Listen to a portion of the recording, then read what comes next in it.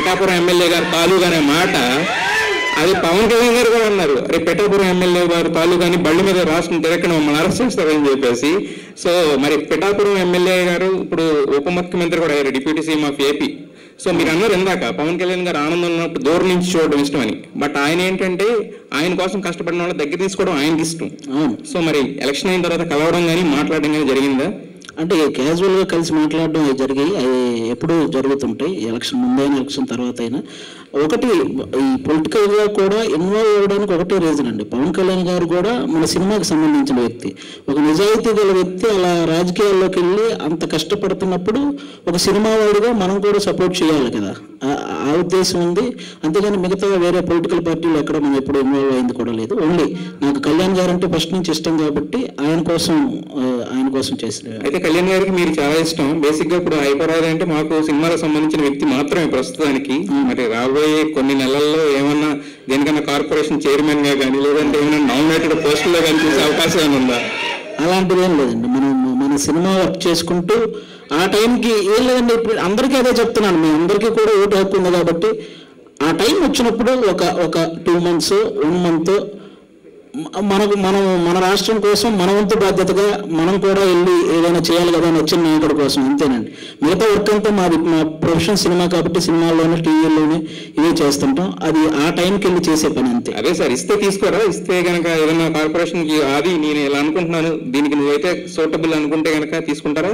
మిమ్మల్ని పిలిస్తే సీఎంగా చేస్తా అంటే తీసుకోరా మీరు? ఖచ్చితంగా సార్, అదే నేను అడుగుతుంది యాక్చువల్గా.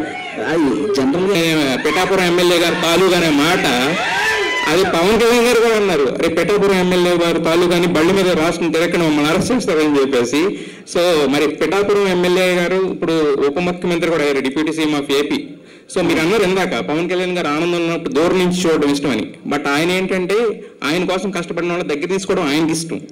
సో మరి ఎలక్షన్ అయిన తర్వాత కలవడం కానీ మాట్లాడడం కానీ జరిగిందా? అంటే క్యాజువల్గా కలిసి మాట్లాడడం అవి జరిగాయి, అవి ఎప్పుడూ జరుగుతుంటాయి, ఎలక్షన్ ముందైనా ఎలక్షన్ తర్వాత అయినా. ఒకటి ఈ పొలిటికల్గా కూడా ఇన్వాల్వ్ అవ్వడానికి ఒకటే రీజన్ అండి. పవన్ కళ్యాణ్ గారు కూడా మన సినిమాకి సంబంధించిన వ్యక్తి, ఒక నిజాయితీ గల వ్యక్తి. అలా రాజకీయాల్లోకి వెళ్ళి అంత కష్టపడుతున్నప్పుడు ఒక సినిమా వాడిగా మనం కూడా సపోర్ట్ చేయాలి కదా, ఆ ఉద్దేశం ఉంది. అంతేగాని మిగతా వేరే పొలిటికల్ పార్టీలు ఎక్కడ మనం ఎప్పుడు ఇన్వాల్వ్ అయింది కూడా లేదు. ఓన్లీ నాకు కళ్యాణ్ గారు అంటే ఫస్ట్ నుంచి ఇష్టం కాబట్టి ఆయన కోసం చేసిన. అయితే కళ్యాణ్ గారికి మీరు చాలా ఇష్టం. బేసిక్ గా ఇప్పుడు అయిపోరాదు అంటే మాకు సినిమాలకు సంబంధించిన వ్యక్తి మాత్రమే ప్రస్తుతానికి. మరి రాబోయే కొన్ని నెలల్లో ఏమన్నా దేనికన్నా కార్పొరేషన్ చైర్మన్ గా కానీ లేదంటే ఏమైనా నామినేటెడ్ పోస్టుల్లో కానీ చూసే అవకాశం ఏమైనా ఉందా? అలాంటిది ఏం లేదండి. మన సినిమా వర్క్ చేసుకుంటూ ఆ టైంకి ఏం లేదండి. ఇప్పుడు అందరికీ అదే చెప్తున్నాను, మీ అందరికీ కూడా ఓటు హక్కు ఉంది కాబట్టి ఆ టైం వచ్చినప్పుడు ఒక 2 months 1 month మన రాష్ట్రం కోసం మన వంతు బాధ్యతగా మనం కూడా వెళ్ళి ఏదైనా చేయాలి కదా నచ్చిన నాయకుడి కోసం, అంతేనండి. మిగతా వర్క్ అంతా మా ప్రొఫెషన్ సినిమా కాబట్టి సినిమాల్లోనే టీవీల్లోనే ఇవే చేస్తుంటాం. అది ఆ టైంకి వెళ్ళి చేసే పని అంతే. అదే సార్, ఇస్తే తీసుకోరా? ఇస్తే కనుక ఏదైనా కార్పొరేషన్కి అది నేను ఇలా అనుకుంటున్నాను, దీనికి నువ్వైతే సూటబుల్ అనుకుంటే కనుక తీసుకుంటారా? మిమ్మల్ని పిలిస్తే సీఎంగా చేస్తా అంటే తీసుకోరా మీరు? ఖచ్చితంగా సార్, అదే నేను అడుగుతుంది యాక్చువల్గా. జనరల్గా జరుగుతున్నాయి.